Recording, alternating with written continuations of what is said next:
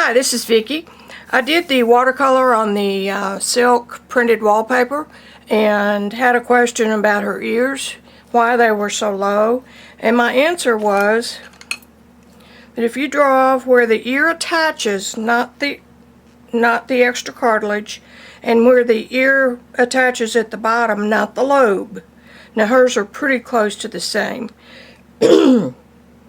If you draw a line from here to here, the corner of the eye, and from here to here, it will be the same diagonal line, and it will show you the position of the ear to these eyes and this nose. If all you have is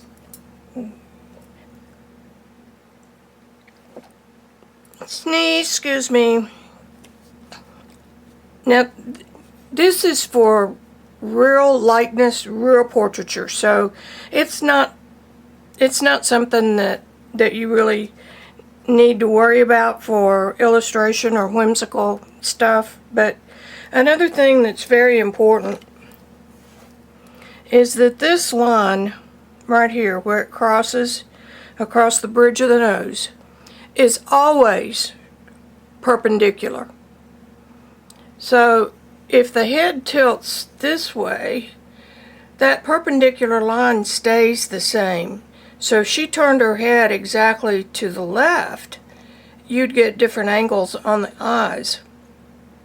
Okay, got that? The other thing is that the horizontal line between the eyes, get it back right, just comes straight down, and that matches the bottom of the nose, matches the bottom of the mouth, matches the bottom of the ears.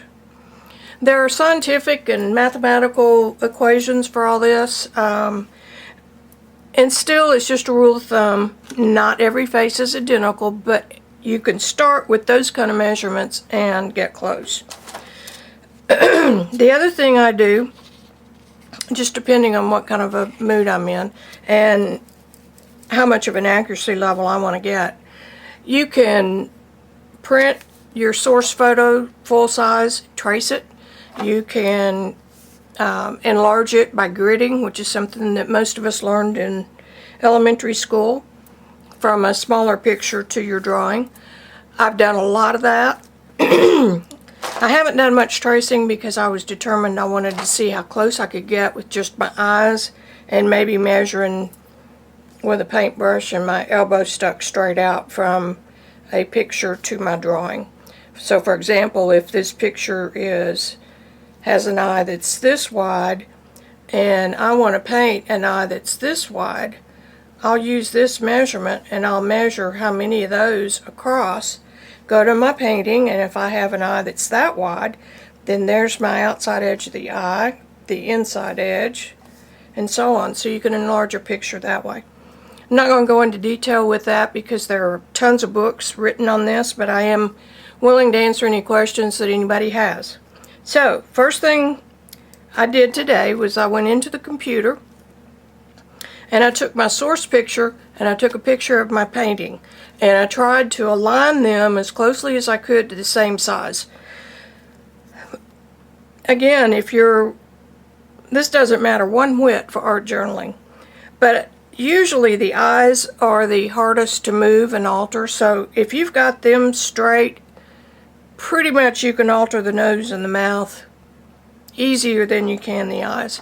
So if I get those two pictures lined up, one on top of the other in layers, I can use the opacity slider to slide my painting photograph, slide it down where it's clear enough I can see through it. What I'm trying to do is approximate the same eye width across on each.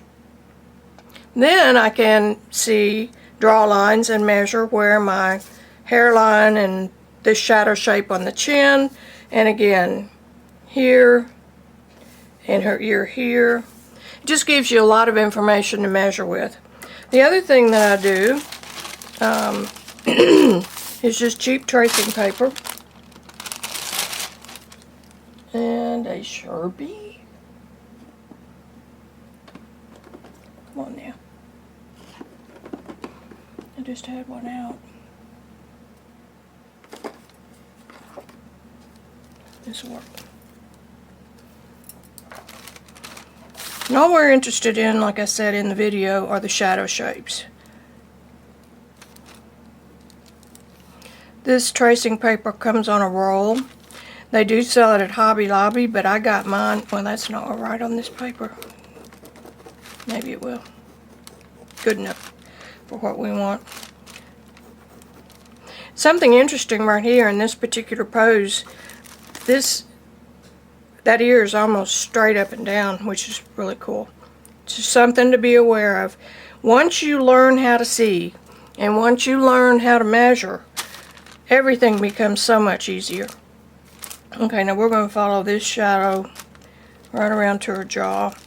The reason that her ears are so low is because her head is tilted way up. This area right here is actually the underside of her chin.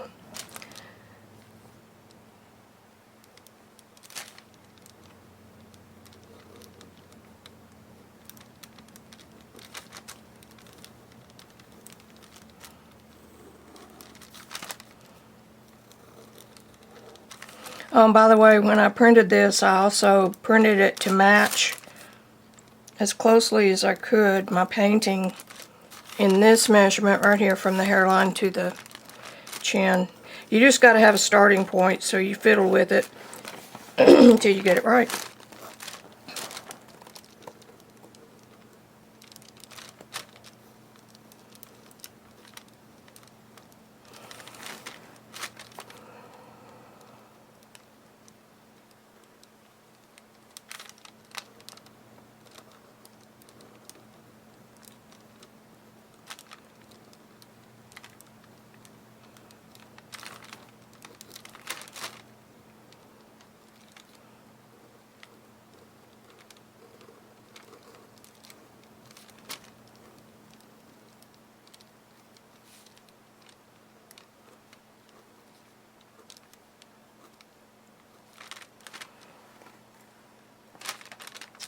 Alrighty, there we have it. Now, well, I've got that on there. I'm going to take my red pen and a green pen. Take the green first.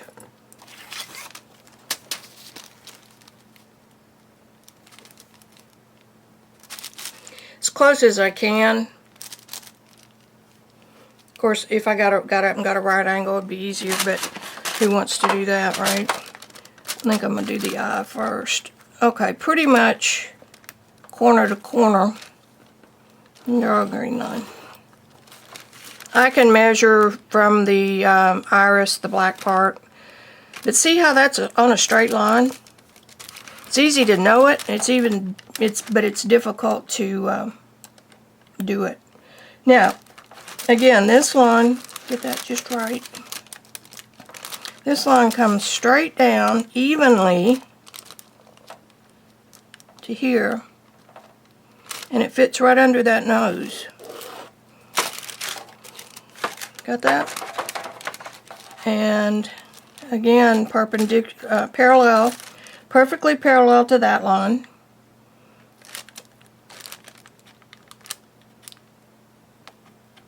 About like that.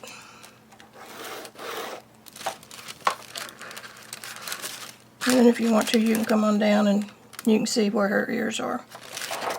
And then what we want to do is a perpendicular line right in the middle of that mouth and that nose.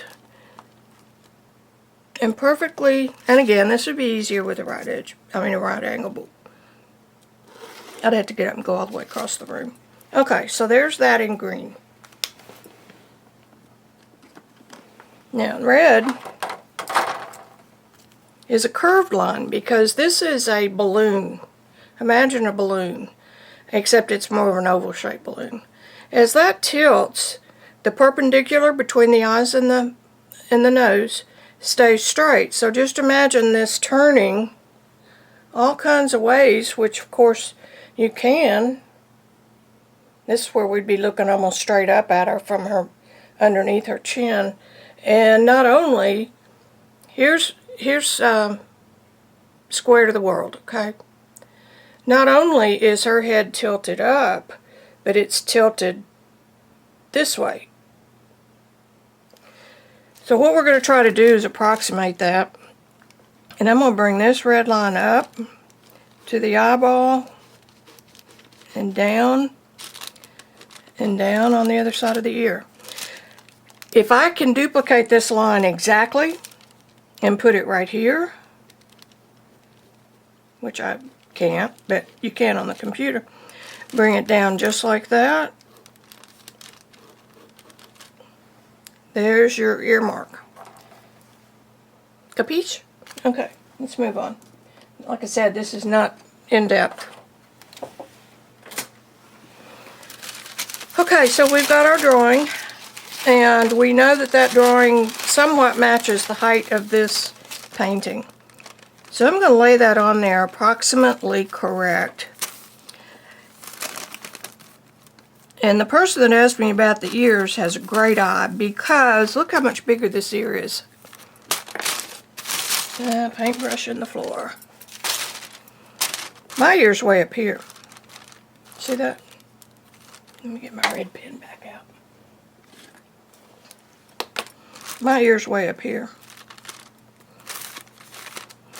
And over here, I mentioned when I was making the video that I had this side of her face too narrow, so I knew that then. But her face has to come out here. Now this ear's not too bad. It's pretty close. See, here's the bottom of my ear and the top of my ear. So my ear's about right on this one. Close, close, close. Very close, close. Alright, so if we kind of get those eyes positioned where we can live with them, we could say, okay, these are close.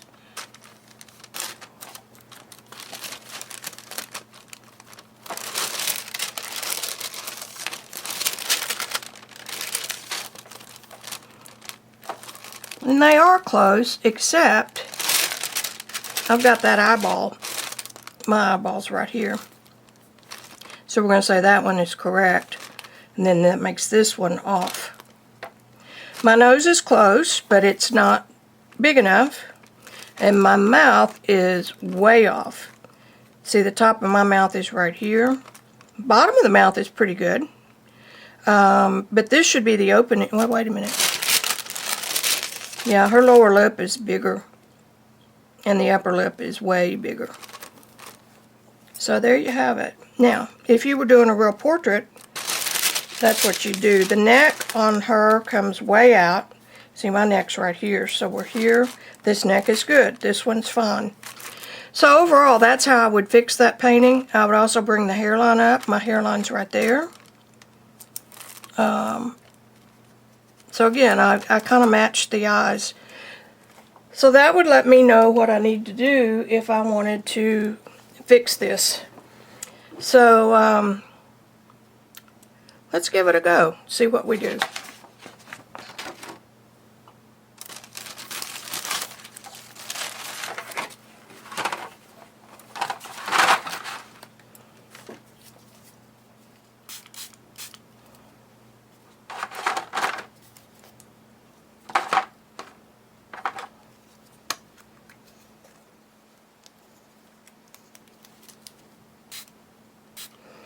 One of the things I'm really having fun with art journaling is this process. Because I'm not doing this for a commission or for anything else. I'm doing this for fun. And if I can share some of my knowledge with you, I will. That is my smaller one, and it goes away. So now, that's the acrylic brush. I want the watercolor. I want the size 8. That's 6. 8 is the one that went in the floor.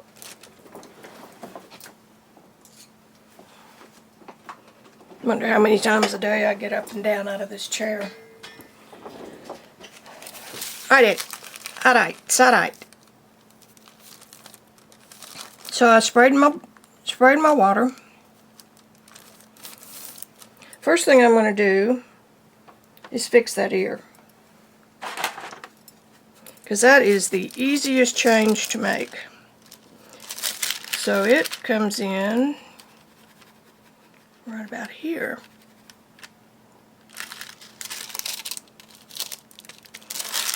And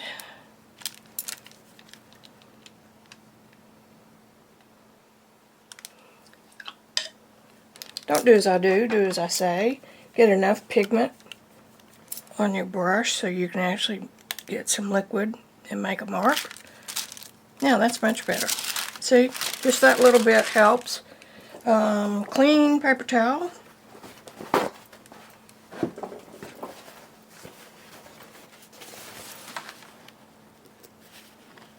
Remember, this side has matte medium under it, so that should just pick up.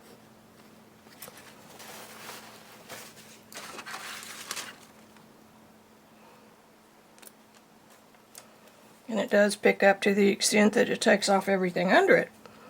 Remember that too. Okay.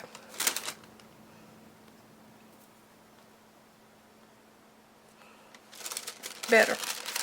Now, the other ear we said was this side of her face.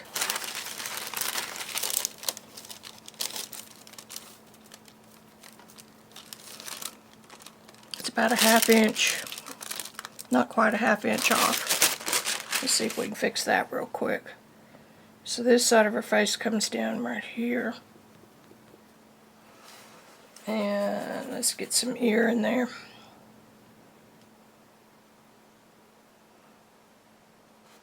Actually,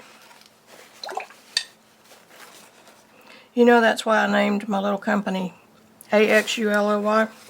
It's because that's what I say all the time. Actually, now cover up that old ear. Let's get a little bit of red. That's jawbone now. Or it will be.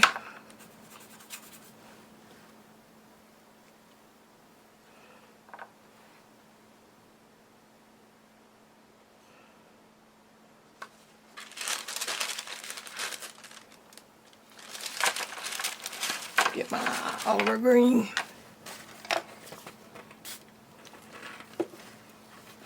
I love the way I plan this out. Okay, remember now, this is the new face.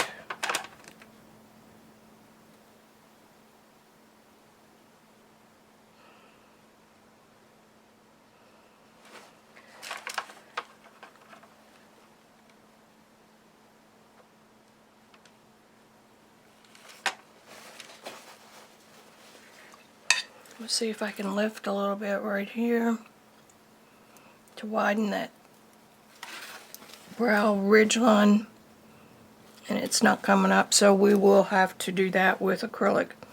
Okay, so now this is the new ear. And that old ear is being really stubborn. So, what we're gonna do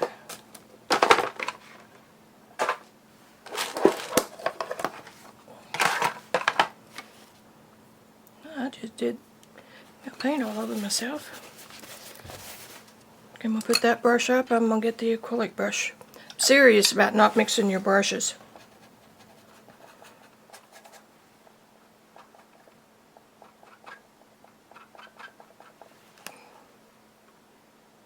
Okay, this is acrylic.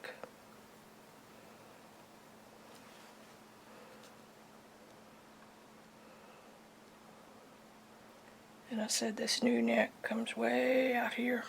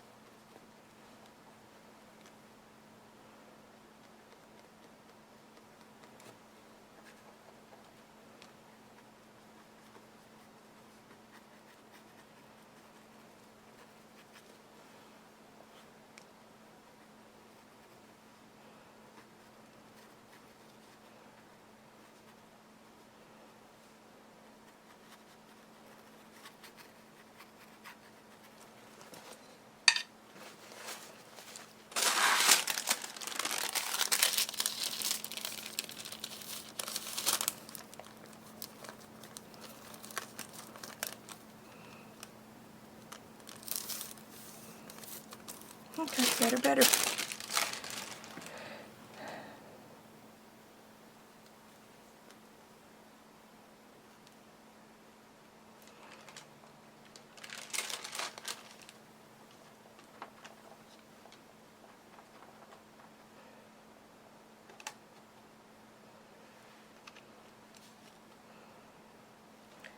Now I want you to see on my picture the angle from the corner of that eye to the edge of that nose. And if I was doing this the way I should be doing this, I'd be able to match the angle. But I'm not doing this the way I should be doing this. I'm doing this laying it down flat. So I'm guessing. Again, this is for a journal. This page may end up, who knows where it'll end up. Okay, so we've got that kind of fixed. Bingo. Maybe match the eyes. And this eye's going to come over a little bit.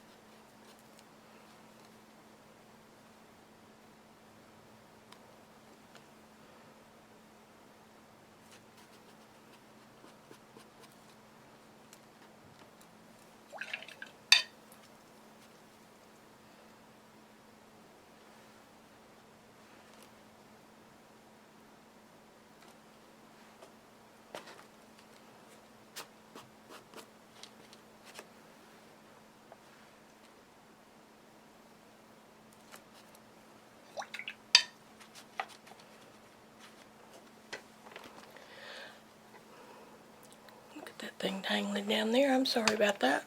Okay, I'm back. I'm going to turn this off now.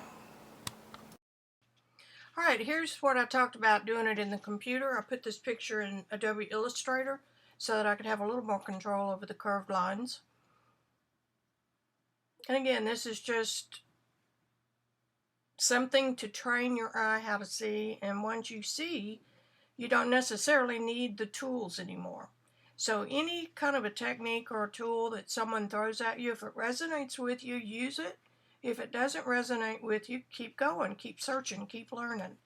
But after you've used these tools for a while, they become second nature and you don't really need to execute them as such. Here are the same lines drawn over the original painting, and you can see how my face width is off. Also, well, you can just see where I'm off.